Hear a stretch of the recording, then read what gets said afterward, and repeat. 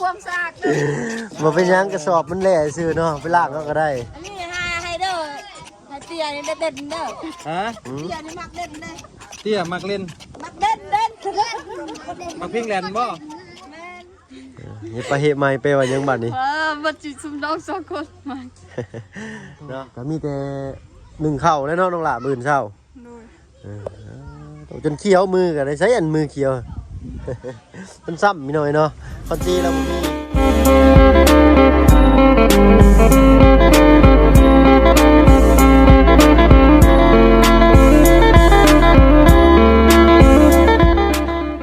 ตัดภาพมาบาดนี้ทางโต๊ะตั้งโต๊ะเต้นมาเรียบร้อยพี่น้องเอ้ยเนาะทางบ้านน้องน้ำเพิ่นเนาะคันทีมงานได้เข้าเลยก็ค่าขนาดพี่น้อยเนาะ เริ่มเลยพี่น้อยเนาะมาเลยพี่น้อยเนาะเต้น2 ชุดเดี๋ยวไงเนาะ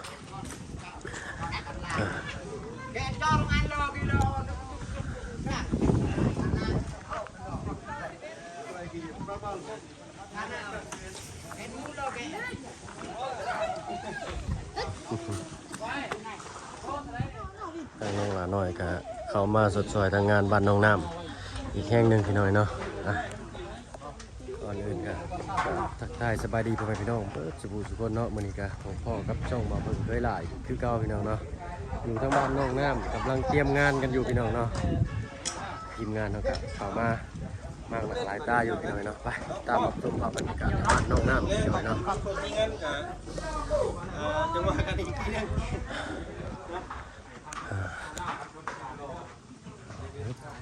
เรียบร้อยพี่น้อยเนาะ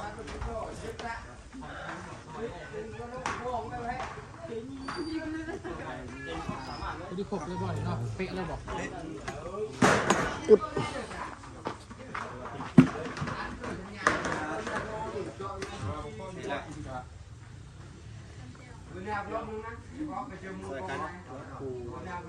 สั่งมายังบ่มากเป็นอย่างเนาะเนาะเวลาเป็นมาที่มาส่งตื่นเช้าพี่น้องแต่เช้าเลยเนาะเดี๋ยวพวกเขาสิก็ติดสถานการณ์มาถ่ายมาทำให้เพิ่นว่าพวกเพิ่นสิเฮ็ดยังไงนะตอนตื่นตู้เนาะช่วงมืดซึมนี่ได้ให้ทั้งหลาน้อยเด้อจัดการเด้อบัดนี้เด้อคนงามสาวงามจากหมู่บ้านพี่น้องเว้ยใช่น้องหลาน้อยสบายดีทั้งน้องหลาน้อยทั้งน้องหลาน้อยก็ถามว่าซอยสวยๆเรียกทั้งบ้านน้องน้ำอีกแห่งหนึ่งพี่น้อยเนาะโอ้ยเนาะอันนี้เอาเฉพาะมาแช่ไว้ป่ะโดยโฟมมีน้ำแข็งมาเรียบร้อยเนาะมันเน่ามันยังก็คิดว่ามูนี่เพิ่นพึ่งออกมาจากน้ำใหม่ๆเด้มาจากโรงเชือดป่ะแม่ยังตีอยู่เนาะใหม่สดป่ะแม่เพราะว่ามาเค้กมาน้องหลานน้อยมาเอาหมูอันใส่อันนี้สำคัญเนาะ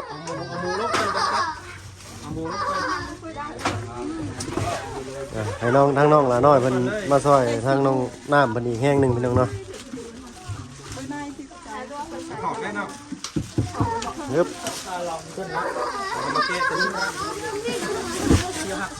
เอาห้องบอก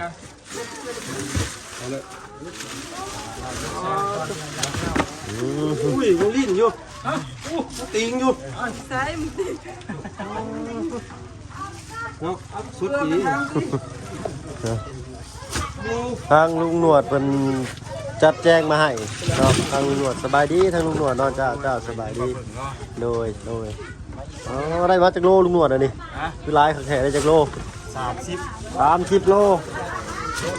โลละแสน3 ล้านพอดีเนาะโดยสิหมูบดเกือบตัวนึงตัวใหญ่แบบผมไม่กระดูกนี่อย่างที่ติดที่ผมเลือกล่างเนี่ยจำจะกินเลยน้อยเอิ้นหมูเอิ้นมาน้ำนอกอื่นเด้อน้องหลานน้อยอ่ะไม่ต้องหมักควายเองไงพี่น้องเนาะได้สิมีควายเนาะเต็งโมแล้วอยู่เนาะตั้งแต่มือนั่นบ่อยู่ขารุ่นสิได้ควาย ให้เราได้ควายเด้ให้เราเลี้ยงเนาะเลี้ยงเนาะ ขอให้ได้ควายมาเลี้ยง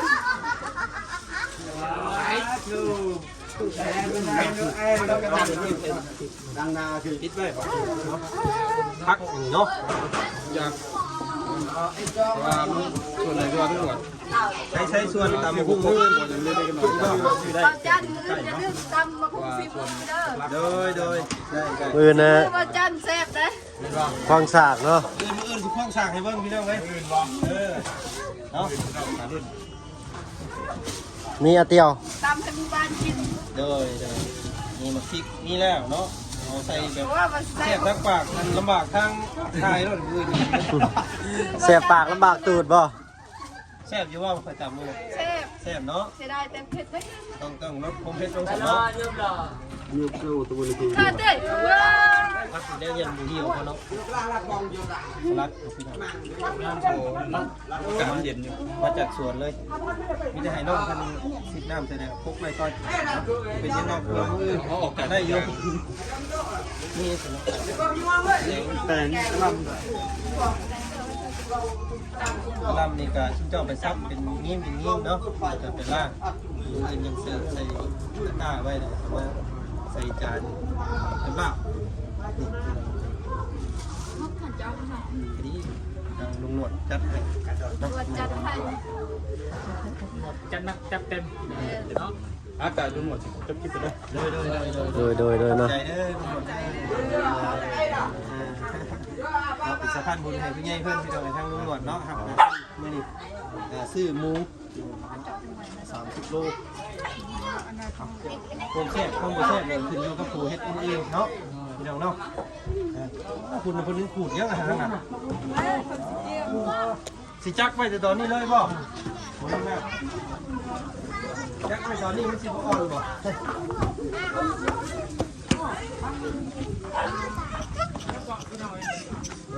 เจดีเนาะ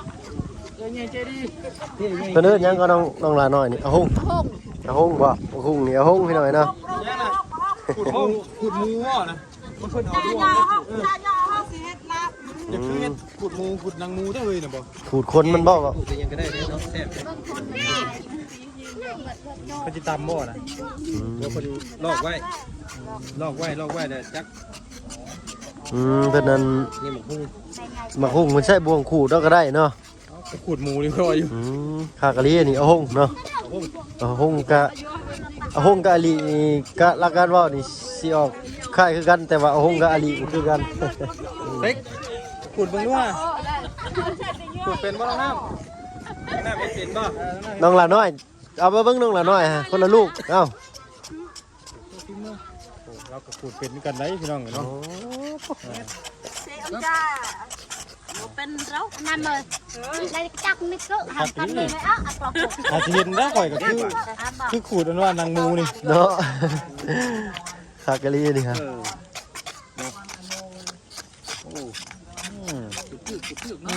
เอาน้ำห้อนมาลวกป่านนี้ขูดชื่อเป็นห้อยจะช้ำได้เป็นพี่น้อง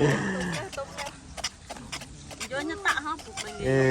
เนาะ ชีวิตของพี่น้องเราเป็นซื้อเป็นแนว สำเร็จรูปบ่ แนวสำเร็จมาพี่น้องนอกจากว่ากันเป็นที่เป็นคลองเพิ่นมีการล่มไก่ล่มกากันแล้วแต่เพิ่นเนาะใส่กะมิ ตอบได้เลยยิงจอบเลยอ่ะตอบได้บ้างตอบคือได้ยิงไปต้มแล้วเนาะ ยังก็จังว่าน้อยจังว่าตอบนี่ตอบอีก ตอบไหนได้ยิงไหนตาไหนตาไหน ต่อภาษา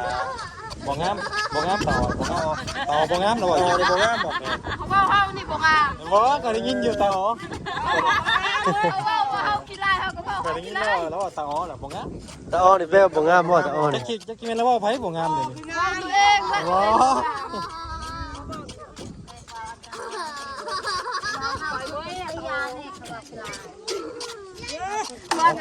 เนาะเซลพี่หน่อยเนาะมื้อนี้ เอาคนเฮ็ดเวียกเฮ็ดงานเพิ่นก่อนพี่น้องการขูดมาเอาหุ้ง โต๊ะตั้งก็สำเร็จเรียบร้อยเนาะเตรียมพร้อมมื้ออื่นเจอกันเนาะเพียงเนาะซะเนาะให้น้องน้ำเพิ่นเฮ็ดเตรียมพร้อมกัน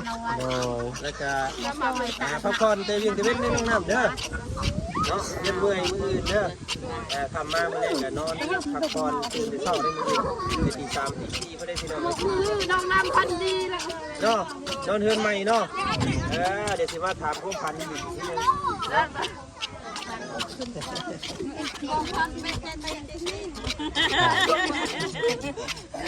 จะไปตี กาแฟนี่บ่นอนมาจะเป็นอ่ะ แม่น นอนรับกัดหูเลยคุณคนใหม่ บ่รีบเด้อบ่ยาวแล้วจักเด้อเนาะ โดยเบายาวหูลาย หัวเหย้าหูลาย กาแฟนี่นอน เบ๊ะแล้วนอนเบ๊ะรักตัวตัวอยู่ปลายลูกอันที่ประดับ เฮ็ดบาทนี่ว่าจะได้เบาเหย้า ฮะเอาไหม จำกับปลายว่าเบายาวเป็นมัดชาลเก่งลาย แม่นรีบ่เบาเหย้า เก่งดีว่ายังไงเก่งหลาย ดัก หลังลึก นั่งเรือ เก่งหลาย ดังเลอะเด้เป็นวัด ดังเลอะเลยเก่งร้ายเหรอ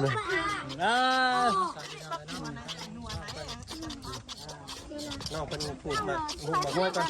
พวกเฮากะสิขอตัวก่อนเด้อซะน้องเด้อบัดนี้เด้อเอ้ยเด้อเนาะซอยกันเด้อเนาะอื่นสิมาหักมาเบิ่งมาชมใหม่เด้อ มันเอาแบบจะไม่สักจะดูอย่าโดนเตาเลยเลยใช่ไหม ถ้าก็เคยเห็นเพิ่นขูดมาหุงพี่หน่อยเนาะ มันจะมาเทิมแต่งงาน เป็นมากไม่แต่ใส่แค่ขูดมาหุง ควงสากให้เบิ่งแซ่บบ่แซ่บสิว่ากัน เล่บ่ได้พี่น้องกันแล้วพอลงน้ำ อย่าลืมความสะอาด บ่เป็นหยังกระสอบมันแหล่ซื่อเนาะไปล้างก็ได้ อันนี้ให้เด้อให้เตี้ยนี่เด่นเด้อ ฮะ เตี้ยนี่มักเด่นเด้อ เตี้ยมักเล่น มักเด่น มักพิงแลนบ่ แม่น โอ้บ่ยากเลยไปหลักซาว เป็นรักษาบ่เบาเหย้า ให้เตี้ย ฮะเอากับเพลงดิกำลังมาเพลง กี้บ่มีบนเพลงอันนี้ เอ้าอยู่ใน YouTube ดิหลายอยู่อย่าบอกให้เจ้าบ่จักหลักซาว รู้จักแล้วบ่เคยไป ลองเข้าไปพิมพ์มึงเด้อใน YouTube เนาะ เด้อใน YouTube ไปรักษา ไปหลักซาว ตอนแรกก่อน ไอ้ก็ยังฮู้ว่าไปหลักซาวมันคือหยังนี่นี่ ก็เลยติดปากมาเลยเนาะ แม่นกำลังนี่บ่ฮู้ ตะดังนี่บ่ฮู้เนาะ แม่น ตะดังลึ พอจุฬา พอจุเลย มันยังเคยปอจุเล่มา จังแล้วบ่ฮู้คือกันทางว่าเพิ่นก็ให้หน่อยเนาะ ไปบ่บุญกูไปบ่ สมหน่อยพี่หน่อยเนาะ ไป ไปแล้วบ่พอจุไหนบ่ ปอจุเล่ไป โมเมนต์นะเนาะโดยเจ้าสบายดีทางบ่ย่าเพิ่นก็มื้อนี้เข้ามาอัน มันส่วน บนส่วนนี่สบายดีเนาะ แม่นอยู่ดีมีแฮงสวัสดี โดยโอ้ต้องอยู่พี่แล้วเจ้าบ่ต้องเมื่อเด้อ เอาอยู่ยังไง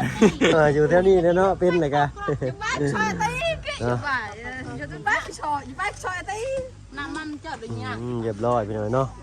อันทางน้องลาน้อยอันมีอ้ายเพิ่นคนหนึงฝากมาถามทางน้องลาน้อยเนาะพี่น้อยเนาะ ทางว่าเพิ่นก็จักสิว่าได้เนาะอันมีทางอ้ายเพิ่นว่าอยากล้มน้ำน้องน้ำพี่น้อยเนาะเมื่อน้องน้ำขอโทษขออภัยน้องลาน้อย น้องลาน้อยว่าได้ใดเนาะน้องลาน้อยว่าได้ใดอันมีอ้ายเพิ่นว่าอยากล้มน้ำเจ้าเนาะ ไม่ได้บอกอะไร พวกเราได้ใดเนาะก็ติดตามเบิ่งกันไปก่อนเนาะน้องน้ำเนาะน้องลาน้อยเนาะว่าผิดว่าถูกทั้งข่อยกันเลยเนาะมื้อนี้ก็อยู่พร้อมทั้งสองสาวพี่น้อยเนาะ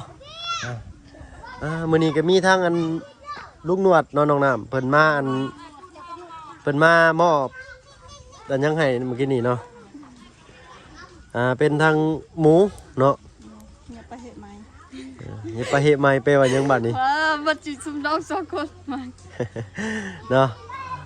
ทางลุงหนวดเพิ่นมีพักเลยก็ ดีเด้อเดียดจีบัดก่อน มี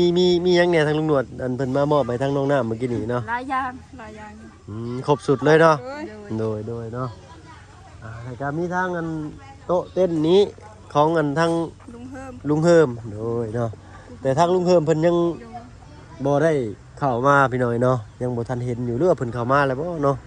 ใช่ยังติดเวียกอยู่เนาะพี่น้องเนาะเห็นเพิ่นลงคลิปอยู่เนาะก็มีแต่1ข้าวแล้วเนาะน้องหล่ามื้อเช้า โดย จนเขียวมือก็ได้ใช้อันมือเขียว มันซ้ำพี่น้อยเนาะคอนตีเราบ่มีเนาะจังได้ต้องป้าลุงอันทางเอื้อยอ้ายจังได้อันว่าจากโก้จากลมน้ำน้องหลาน้อยเพิ่นก็ติดตามเบิ่งเพิ่นไปก่อนพี่น้อยเนาะกระทางเฮาก็สิขอเฟซขอไลน์ให้กระทางเฮาก็บ่ได้เป็นเปิดทางซ้ายนี่พี่น้องเนาะทางเฮาเฮ็ดเกี่ยวกับสะพานบุญเนาะแต่ว่าบอกได้อยู่เนาะบอกได้เล็กน้อยแต่ว่าก็บ่ได้เฮ็ดเกี่ยวกับช่องเปิดใจเนาะถือว่าก็ไปคอมเมนต์ไว้เนาะทางน้องเพิ่นก็ติดตามเบิ่งอยู่เนาะถ้าว่าน้องเพิ่นเขาไปเห็นได้ก็แล้วแต่จุอ้ายกับจุน้องเนาะเนาะก็มีสำนี้แหละทางอ้ายอยากเว้ากันเนาะโดยสำหรับคลิปนี้ก็สิขอลาก่อนเด้อน้องเด้อเนาะขอบมุกขอบใจ สบายดี โดยสบายดีเนาะสู้ๆทั้งน้องน้ำกะเตรียมงานเตรียมการขอบใจทั้งน้องหลาน้อยนำมาซอยเวียกทางบ้านน้องน้ำเนาะตาลุงเพิ่นว่าให้หักแพงกันไว้เนาะเป็นหมู่คู่ให้หักแพงกันไว้เอาไปแล้วสันเนาะโดยปะทางเฮากับพี่น้อยเนาะเสียงแซวทางบ้านน้องน้ำเพื่อนงามเพิ่นพี่น้อยเนาะมีเต้น2หลังเนาะมีข้าวปลาผักหญ้าหมูเนาะอะลิหมูทางบ้านเพิ่นเอิ้นอะลิมะละกอนี่ก็หรือว่ามะคุงนี่ก็เพิ่นก็เอิ้นอะฮงพี่น้อยเนาะ ไปทางเฮาก็ขอตัวลาก่อนพี่น้อยเนาะสำหรับคลิปนี้พอกันคลิปหน้าเอาเป็นว่าสบายดีพี่น้องเนาะ